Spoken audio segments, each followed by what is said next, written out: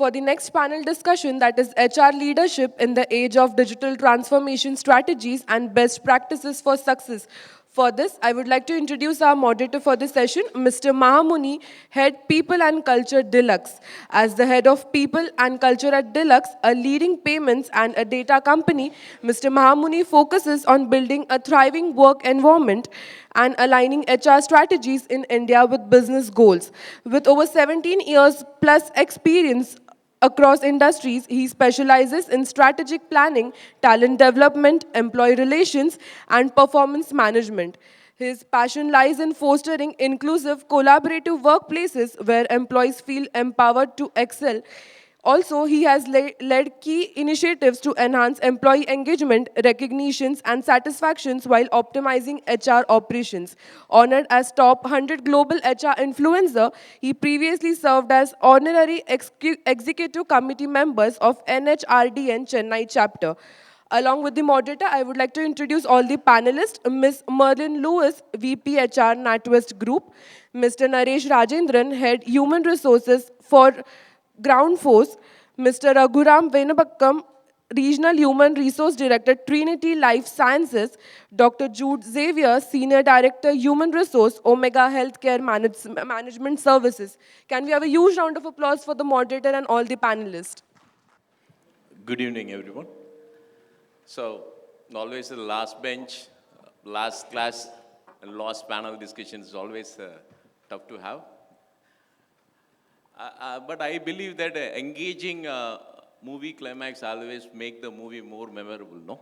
The same way, like this panel discussion, going to be more engaging, okay? It's not like a one-way communication, so we have questions and we can discuss those topics. So from that morning itself, you have so much of transformation, I feel that, starting from talent acquisition, talent management, and D&I, all those topics, the transformation for the AI era, you have lots of learning from the morning. So this is going to be the another kind of learning, which is very important to everyone. We are going to discuss about the HR leadership, how it's completely transforming from the olden days when the HR department is called as personal department, more like pushing from the top. Now it would be like coaching and mentoring level of leadership, which is applying to all our tasks and roles here. So I want a more engaging session here. So we want to finish the conference with a more memorable way.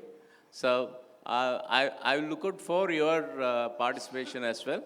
So we thought to give more time to your questions. So that would be give more engaging and finish the conference, because I believe that after that there is some award ceremony also. All right? So we have the panel members from diversified HR leaders.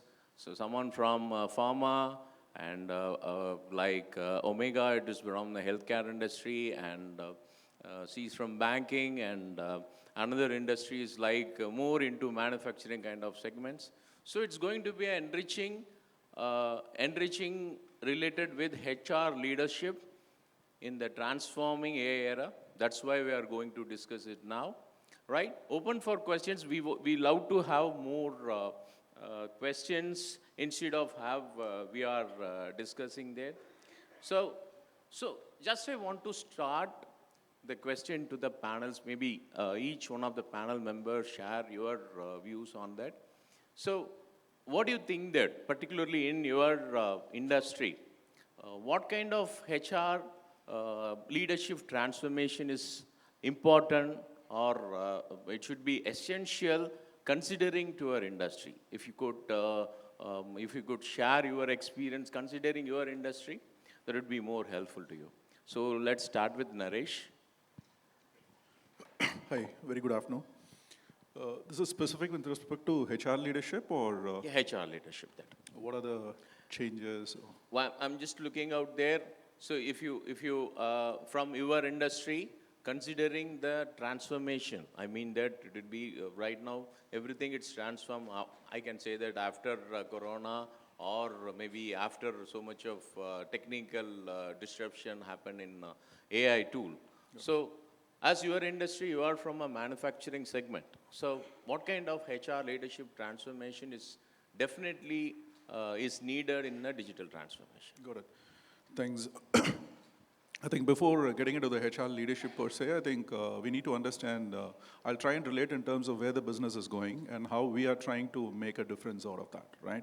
So digital transformation as a topic is quite key in today's context. So no organization is without that.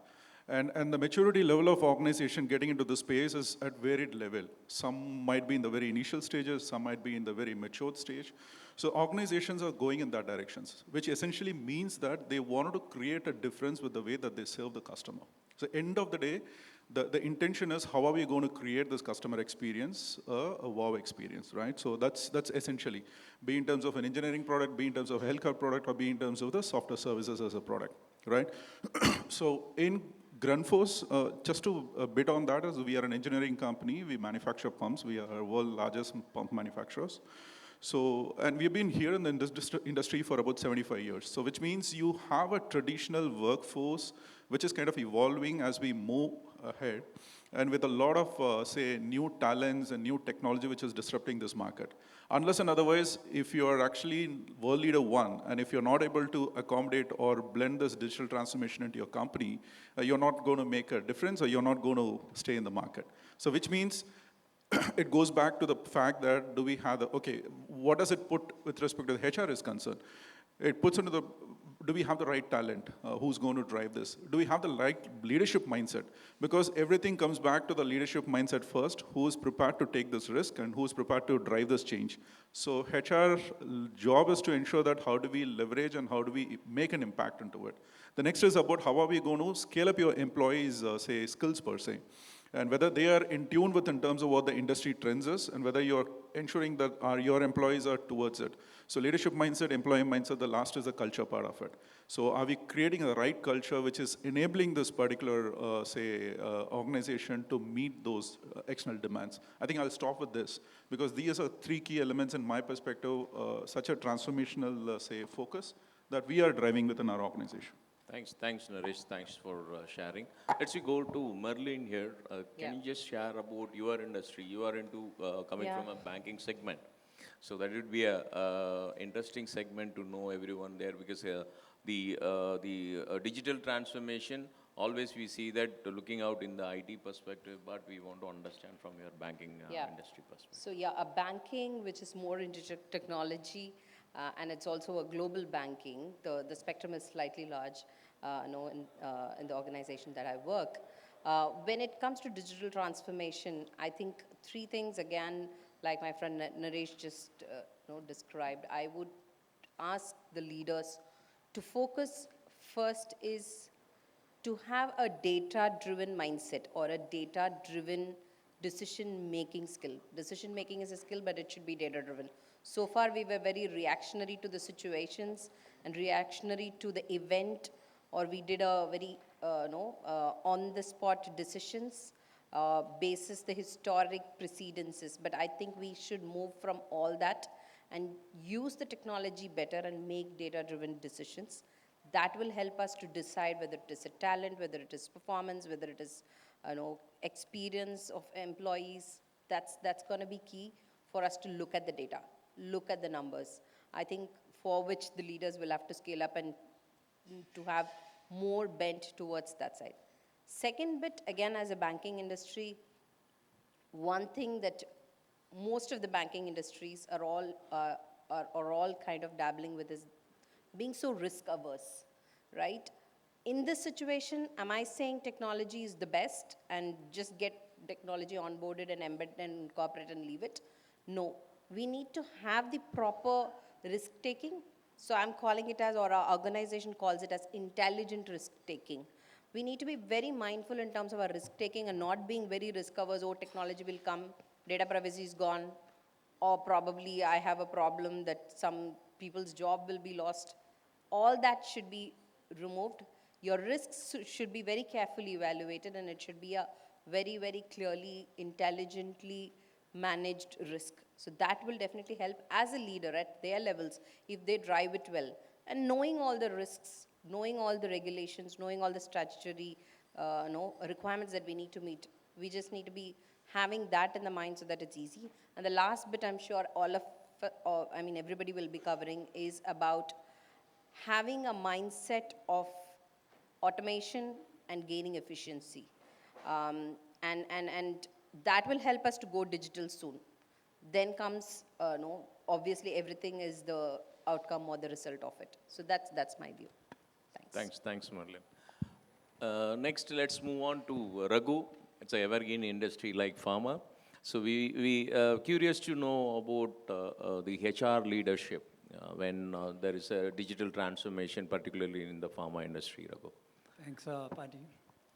Hope I'm audible. Yeah. First, let me talk about what HR needs to do in terms of how do we identify and start nurturing leaders who embrace or who are able to understand digital.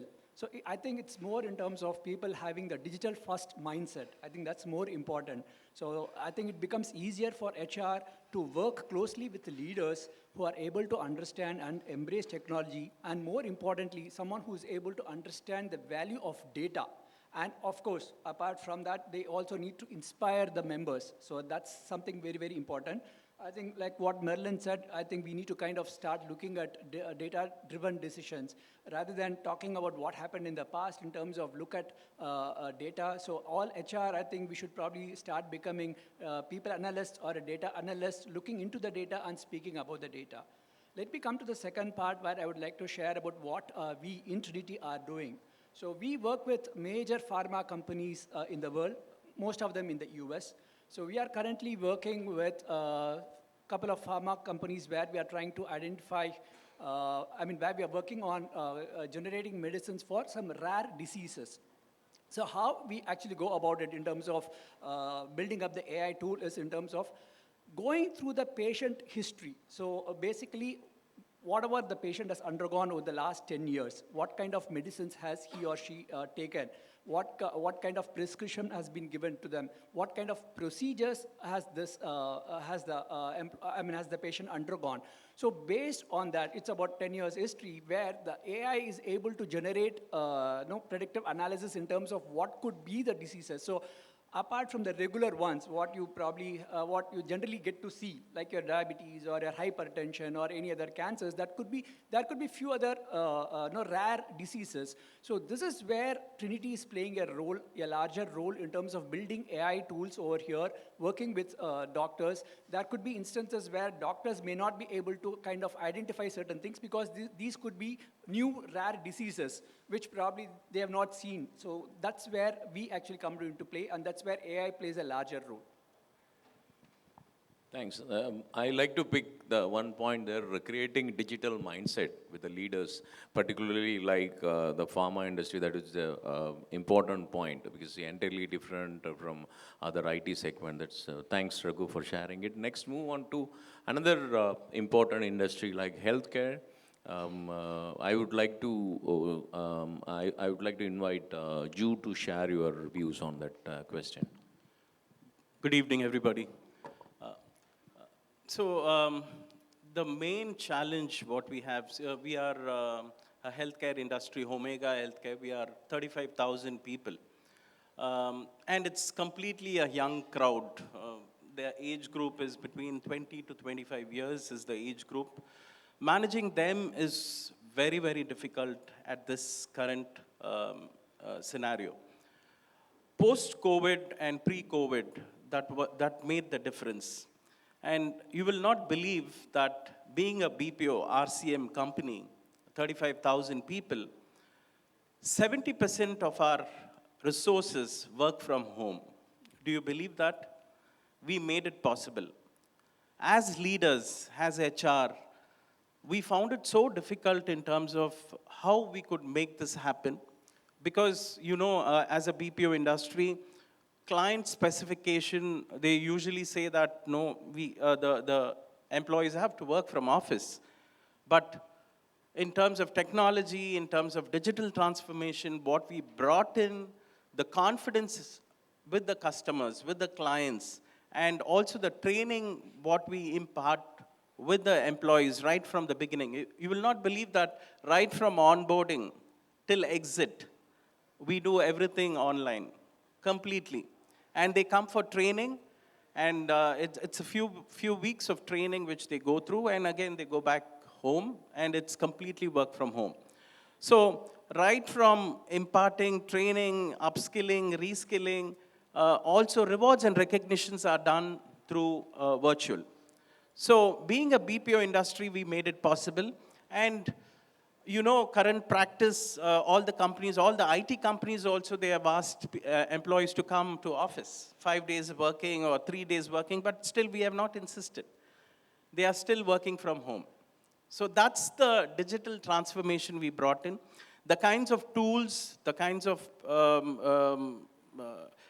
tools what we brought in within employees is tremendous. And we first give them complete confidence training in terms of using the tool, in terms of monitoring their attendance, in terms of monitoring their performance. Everything is monitored through the tools. So that's where, as HR leadership, we brought in the change in the company. Thanks, Jude. Thanks for sharing your input. Let's move on to the next interesting question. Not only in these four panelists, hope they are in the participants who are sitting opposite. Definitely they face these challenges while we are implementing the digital transformation in our organization, right? As a HR leader, what kind of challenges generally you faced? So that would be the important question, and we want to understand from a diversified industry-specific HR leaders here. Let's move on to Merlin. You can share about your views or exactly what you have, what kind of challenges which you are facing when you are implementing digital transformation in your organization. You would like to share your Sure, few definitely. points. And digital transformation has been quite closer to my heart. Last 7 years, I've been kind of traveling in this bit, being part of HR. The first bit, I think we spoke a lot about the mindset, right? That again becomes a challenge for us when there is a legacy mindset. So I'm not going to cut into different points. I would like to just bring in an example here. We try to transform. Everybody aspires. There is a cost budget allocated. There is a tool that's implemented. A lot of design and discovery and everything is done. Agile mechanism we are trying to deploy. And the people who are going to be sitting as analysts and SMEs to kind of try to help the transformation out, if they don't have the mindset to transform the process, or I would say the tasks, that's going to be a failure. If the legacy mindset is going to be on the table discussing the design, that's going to be a failure. And I can very, very clearly say, you get a wonderful, nice, new digital tool where you would like to just replicate the process that you did previously, which is not a digital method, it's going to be a failure. So until unless we get the principles clearly defined and cascaded to not just the kind of core people who are part of the project, and also to the entire team, then the whole design to implementation to control is going to be a failure. So my strong recommendation or a view is we first need to get our principles right so that it takes us to the shift of the mindset, then it transforms into the right outcome or the recommendations that we give to any transformation. Okay, so I just want to interrupt here because I just want to understand, to share your experience, because definitely you face some challenges while you are implementing the digital transformation in the banking industry. You Absolutely. just listed out few of the challenges that would be Yeah, helpful when to I understand. say, as I said, one of them, somebody is coming here to say that my statutory, say it's a digital tool, everything can be online, say, I'm just taking an example of offer letter can be online and somebody can sign it and close it. Now there comes people who needs to be thinking and challenging the status quo still says, no, we need a legal ink sign on it. Whatever you do, digital, print it and sign it and put it in the file. It's going to not solve the problem at all, and it has happened. How do you overcome? But I would say strongly, happily, that I was able to overcome by sitting across the table, challenging, reviewing even the process. Even our own statutory and regulators are going online. They are also into the process of transformation, right? So why don't we just look at what are the options? Why can't we do a digital signature? Why can't we get this kind of run across, look at various mitigating controls and get it deployed? So that's why I'm saying the mindset shift is important. Yes, we did face this. Why not everything? And fit the old process into the same new tool, which is giving additional, more enhanced feature, but you still wanted to do the same copy paste into this. Rather, the tool will just take it from a different source and flow in. So if we don't have that all right, definitely these are something that we will face. And eventually, another definite pushback will be on the digital is going to take away some jobs. So there's going to be a kind of retaliations from the team not to get it adapted soon, take more time, keep calling out challenges, keep calling out issues. So that's going to keep happening. So that's why as leaders, we just need to set the ground first before we could get into these mode. Thank you. Thank Can you. I add over there? Yeah. Sure. Maybe I would like to list about three things, which is one is in terms of the, sorry. So one is in terms of the fear of failure. So that is one major thing. Second would be the skill gap, right? And the third is the legacy mindset. I think Merlin did talk about it. I think these things are very, very important. And as an organization, I mean, someone who's implementing or who wants to kind of get into a digital transformation, he or she should not be really worried or afraid that there is a sword hanging above their head. So what is the return of investment? How are we going to get benefited out of it? How are you going to measure the success? How long this is going to take when you are, what is the time period for you to actually get into a digital transformation mode? I think these are the fears which probably others have. Thanks. Yeah. Even I would like to add from these leaders' points here. I am from basically IT industry background. I have a different experience than everyone happily accept the digital transformation. But the problem is everyone is busy, but not done the productive way. So that is the biggest challenge when as a IT industry, when we are implementing the digital transformation, we are finding it the challenges there. So we need to find out the tool to mitigate those challenges, because we need to monitor that how the employee productivity and maybe we can say that it would be like moonlighting, how they are doing it, or any other project they are involving it. So many challenges, because they know how to break the rules also, because they are expert. So that is the another big challenge. But everyone explained that creating a mindset and the value creation. That is the one thing which IT industry we are insisting that. So we are valuing your services which you are doing with an organization.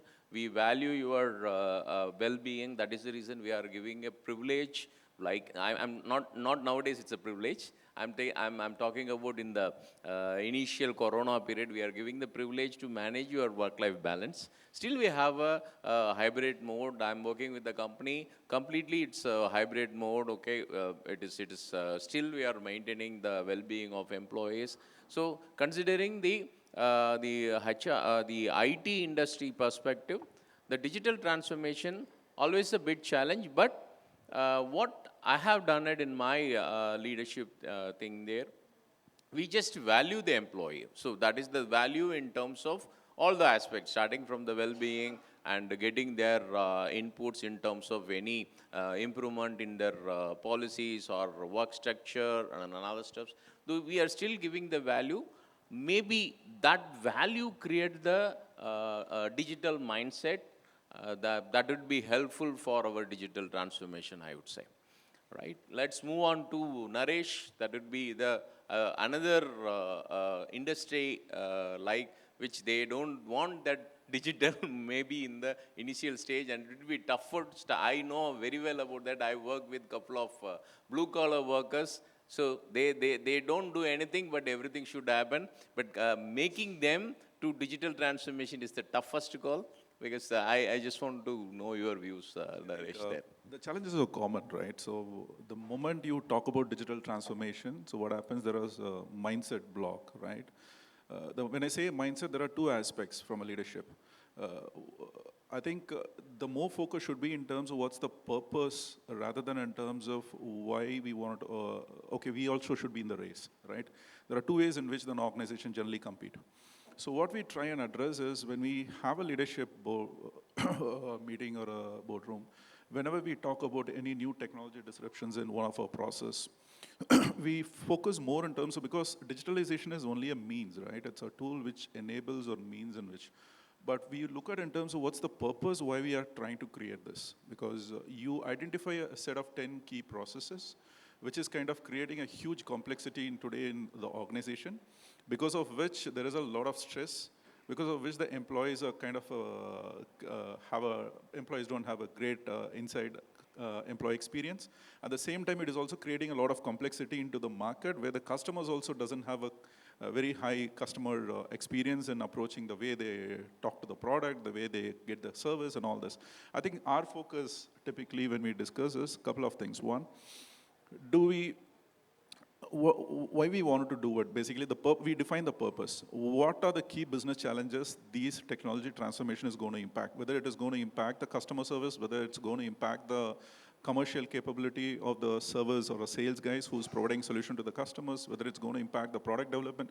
So when we jot down in terms of what are the key priorities, what we do is we try and see whether we have an end-to-end, visibility towards these transformation. Because putting more focus on one part of the process will not really drive the organization. It has to happen parallelly in a lot of other processes. So we see there is an end-to-end, view of what we wanted to do from a digital transformation is concerned.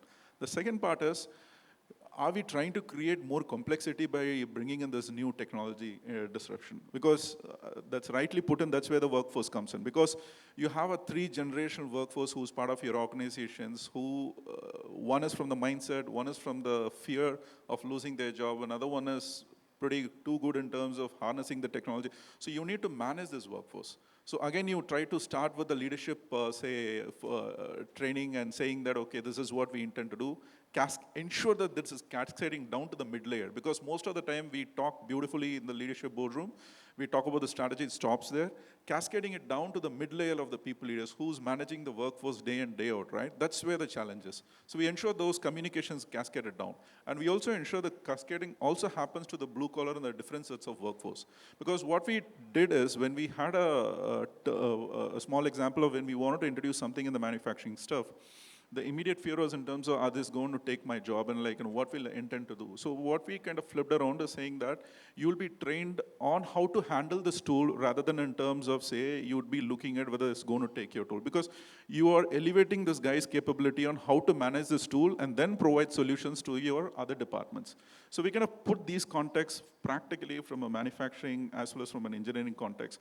So two key things which I wanted to leave is, one, we look at end-to-end visibility of how this is impacting the organization. Second, there is simple and speed with respect to the actions and decisions that we do. We don't want to create any complexity, but we want to, in the way of saying like we are also part of the transformation.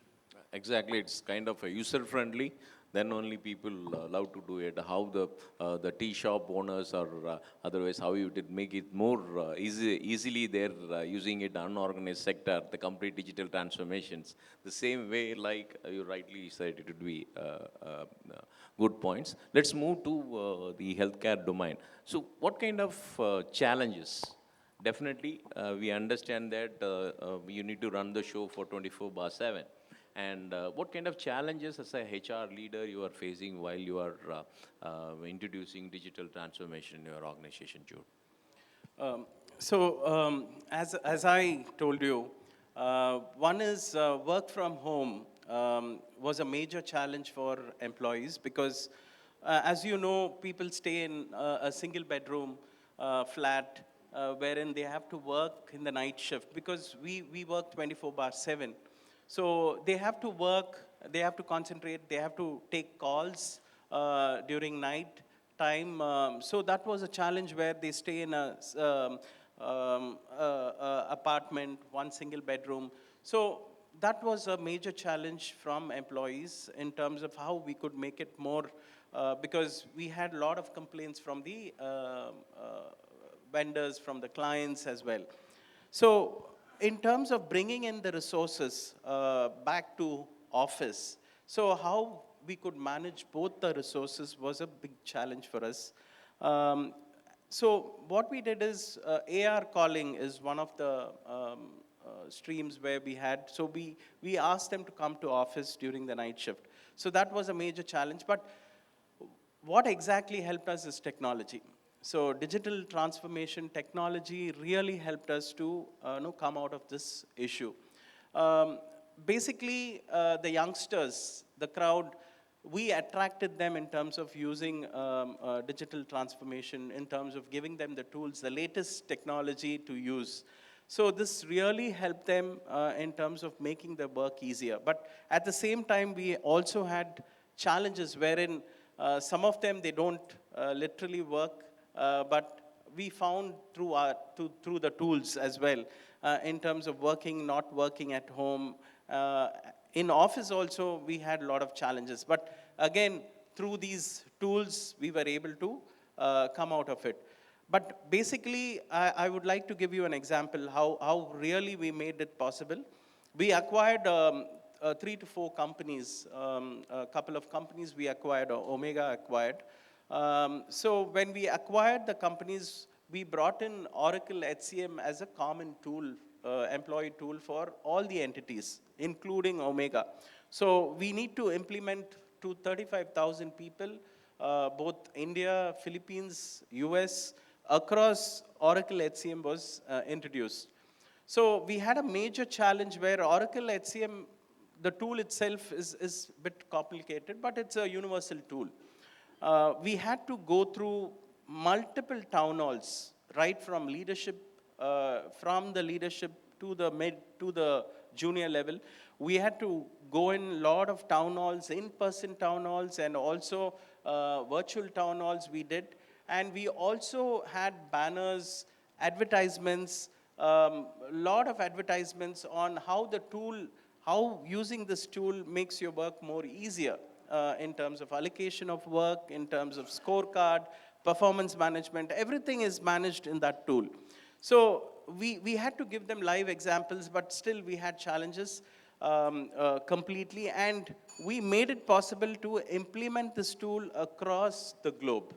And we did this only through convincing employees through town halls, meeting them. We had people in pockets. We trained them specifically wherever there were gaps, upskilling, everything we made it possible through convincing them. So this was a live example where we implemented this. Thank you. Hope you answer for my next question also. It's good to have that. So maybe the next segment of question. This is the important point which we love to hear from everyone there. See, what are all the best practices while you are implementing the digital transformation? You just name it out one. You considering the time, I'm just want to give a short and sweet information about that. What the best HR best practices which in your organization you have implemented for the digital transformation? Okay. It's about the capability building, because we talk about capability building of the colleagues, employees, and everybody, but we need to ensure that our team members are capable enough to handle it. So we when we did the biggest transformation, we called it as an embed session, and we ensured first as HR colleagues, all of us are on board into what we are doing, and they have been given enough training and awareness of the tool and its features, and then comes the training bit, right? I believe that is key in especially in transformation, to ensure that we build the capability. Because as HR, for example, if they say, I've been doing the same thing in an Excel, now you're asking me to do into a tool, there's nothing, my life is not changing, right? We just need to tell them how digital is going to be changing the world, how we are future ready. I think that really helps. So capability building. Thank you. Over to Naresh. Yeah. Okay. Two things. One is we focus more in terms of, say, talent acquisition, hiring, and how do we attract the people. So we do use a bit of AI there in terms of are we getting the right talent space? Are we using the right context of words when we kind of publish the job ads? Are we going to have the video-based, say, selection criteria and all the stuff? The next is the performance management part of it and the reporting part of it, because we've kind of recently integrated, as I said, like an end-to-end part of it. Right? All this while it was more of a standalone applications on different platforms, we kind of integrated everything into one. So there is a seamless integration of all this performance management and reporting part which happens. So that's something, because when we talk about the data-driven decision making, I think one of the key aspects which the business leaders would like to see is where is my current performance, where is my capability gap, and where we wanted to build this capabilities all about. So for which you need to have this particular, output. So these are two things which we kind of worked on. Sure. Yes. Yeah, thanks. I also have a couple of points. So one is on the learning or on the skilling front. So where we made sure all employees have unlimited access to LinkedIn learnings. So that's something which probably they can get into whatever courses, whether it is technical, behavioral, soft skills, whatever it is they can get into. The second one is we have built in something called Trugle. So it's Trinity's Google. It's more like a search engine. So where we have it in the KIMS platform, which is the Knowledge Information Management platform. So where we have everything from all the policies to process to the frequently asked questions across anything within Trinity, what we have within the intranet, Trinity's intranet, all that is available there within this Trugle page. Thank you. So over to Jude. So any best practices which you are using? One is, as Raghu was talking about, the coders and the AR skilling, everything. So they have a jam-packed work, 8.5 hours of work every day. So there is no question of giving them training, because Monday to Friday they are completely on work, and taking them for a training, reskilling and upskilling was a big challenge for us. But because of the tools, what we brought in, Saturdays, Sundays, they were able to do the certifications, the coding certifications, everything they were able to do it on. That flexibility was available for them. That is number one. And second is mental well-being for employees, because we deal with youngsters. Men and women who are youngsters, and nowadays you can see a lot of suicide cases, stress-related cases which is coming in with the youngsters. So complete counseling, we had a partner called Parivardhan. So through that app, we were able to counsel on employees on various mental well-being. So that was one of our main focus for employees, because the young crowd, we need to have a work-life balance. So that was made possible through these tools. Thank you. So even, sorry, I would like to share something different.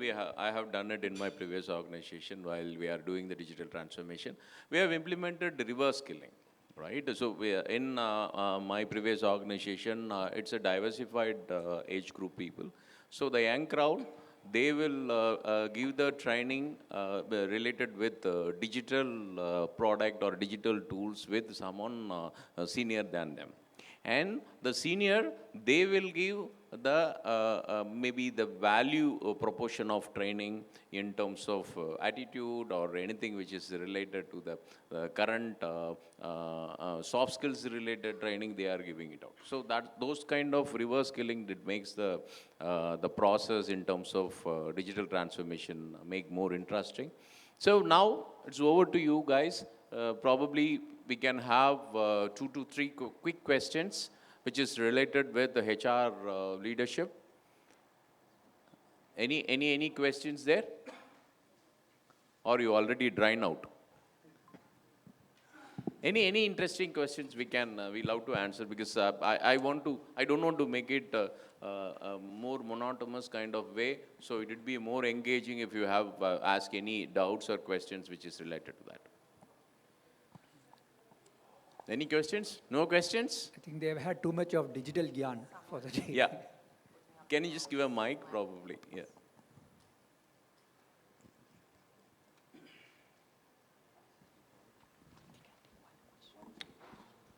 Hey, Merlin, the question is for you.